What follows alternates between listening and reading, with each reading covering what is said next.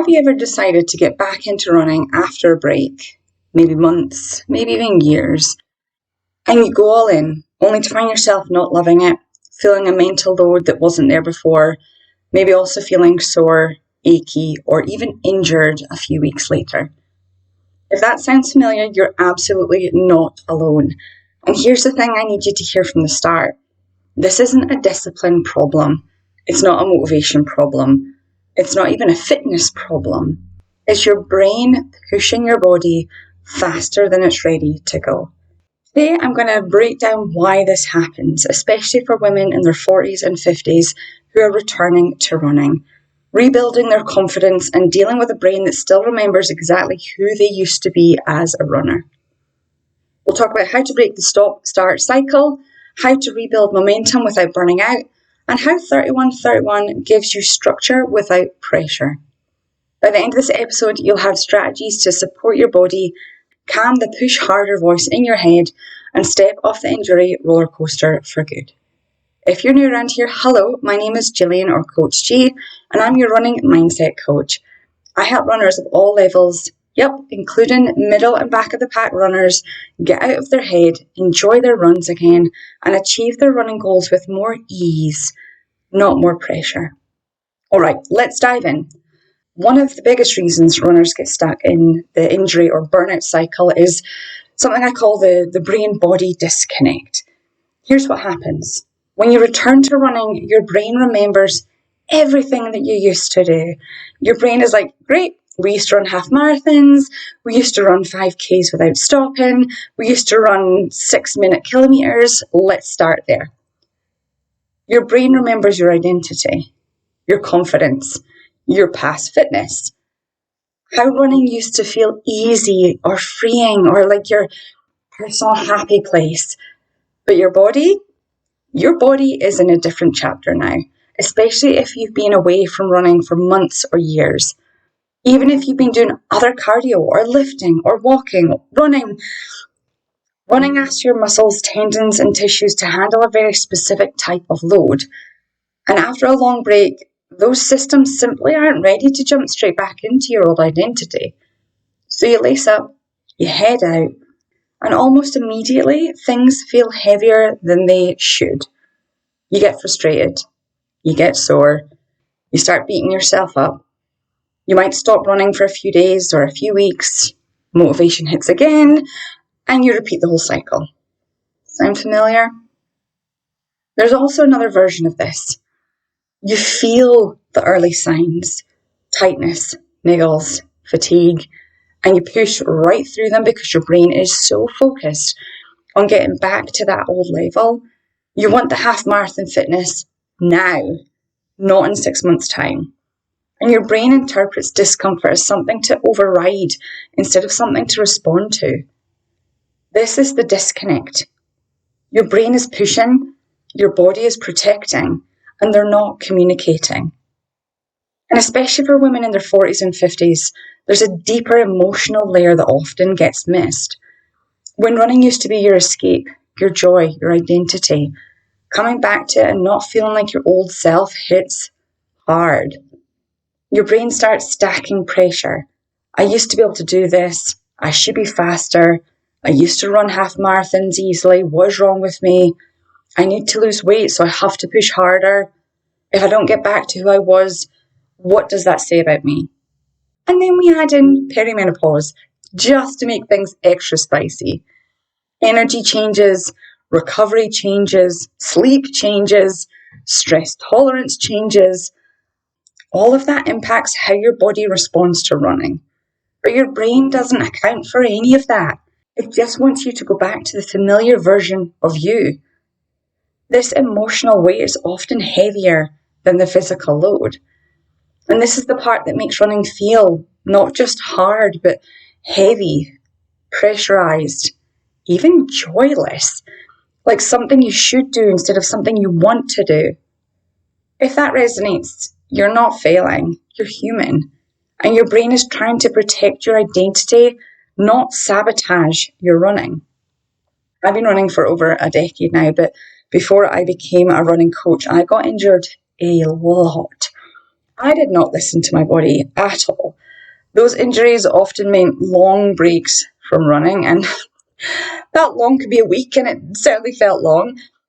Anyways, one of my worst injuries happened after the Seabees half marathon. I hurt myself so badly that I couldn't walk for a week, and it was more like 3 months before I could even lace up my trainers again.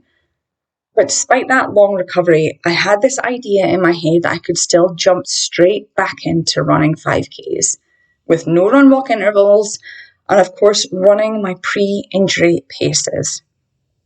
I laced up, felt excited, was ready to go, and almost immediately I knew I'd made a mistake.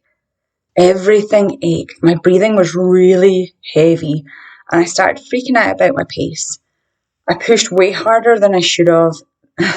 That run was an absolute disaster, mentally and physically. I felt so frustrated. I was annoyed at my body for failing me. Side note, it was not my body's fault. It was running for the first time after a 3-month recovery, a recovery that had me sofa bound for a week. I didn't know then what I know now, so of course, a week later, I went at it again and the same thing happened. That experience taught me one of the most important lessons I've ever learned in running. It's never my body failing me. It's my brain pushing me faster than I'm ready for. And that realization changed everything. That lesson changed everything about how I approach running and exactly why I designed 3131, to help you move more consistently without overdoing it and to retrain the brain to pace alongside the body. So how do you break the start-stop cycle? Number one, check in with your body that you have today. Not the one you had 5 years ago, not the one that you should have, not the one you're trying to get back to, just the body that you have right here, right now. Each morning, take 30 seconds to notice your energy, stiffness, heaviness, emotional load, perimenopause symptoms, sleep, stress. This helps you make decisions based on reality, not memory. Number two, mini milestones, not giant leaps. So going from 0 to 30 minutes or 0 to 5K is a guaranteed recipe for frustration. But 5 minutes, 10 minutes, short intentional intervals, movement snacks throughout the day, these build confidence, belief, and trusting your body, which is often the thing that feels lost. Number three, add variety without guilt. Walking, mobility, yoga, stretching, these all count. These help. These build fitness. These reduce pressure. Movement variety creates space for your nervous system to relax. Number four, when your brain says push harder, pause. Ask yourself, is this what my body can actually handle today? Judgment free, coming at it from a place of neutrality, especially with hormonal fluctuations, stress, or fatigue, your capacity will shift. That's not a problem, it's just information. Let your body be the leader. Number five, visualize long-term consistency. Your brain wants quick wins and instant gratification. Your body wants sustained progress. So remind yourself, I'm building the foundation for the runner I'm becoming, not the runner I used to be. That shift alone changes everything. Okay, if you're new around here, every episode I give you some journal prompts to dive a little bit deeper into the topic that we have been discussing. So grab yourself some pen and paper or use the notes app on your phone. I've got 3 questions for you today. Okay, let's dive into these questions to reconnect your brain and body. Question number 1. What pressure is my brain placing on me that my body hasn't agreed to? What pressure is my brain placing on me that my body hasn't agreed to? Number 2, if I wasn't rushing back to who I used to be, who could I be instead? So this is really focusing on a fresh slate. Where do you want to go? Not looking backwards, looking forwards. Number 3, what would running feel like if it wasn't tied to pace, weight, or proving something? How would you show up if these weren't factors? Now, I've mentioned 31-31 a couple of times in this episode, so how does it support the rebuild?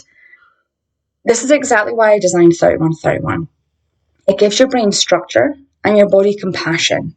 No pressure to perform, no expectation to hit certain paces, just intentional daily movement that builds trust, confidence, and momentum. 31-31 is structured without being overwhelming, progressive without being intense, supportive without comparison, consistent without pressure. For so many women returning to running, especially in midlife, 31-31 becomes the bridge between I want to get back into running and I'm actually doing it safely and sustainably. It's all about the big mindset shift. Your brain will always default to who you used to be. Your body will always tell the truth about who you are today. The work is helping them move at the same pace. Slow, consistent wins lead to identity change. And that identity could be, I'm someone who moves daily, safely, sustainably, and joyfully. This is the mindset shift that gets you back to half marathon readiness, not by forcing it. So if you're ready to move into 2026 feeling stronger, more energized, and more confident in your body, I'd love for you to join 31-31. It's 31 days of structured, mindful movement designed to prevent overdoing it while your body adapts. There's a wonderful community, and if you want deeper support, the VIP option is available. Only 3 spots left. Doors close on the 31st of December. Remember, this isn't about going all in on day one. It's about building momentum in a way that honours your body and strengthens your identity as a consistent mover. Thank you so much for listening today. Take a moment to check in with your body, reflect on one small movement you can do today, and remember, consistency is your superpower. If you're interested in joining 31-31, the link is in the show notes. Thank you for listening. See you next week. Bye for now. Happy running.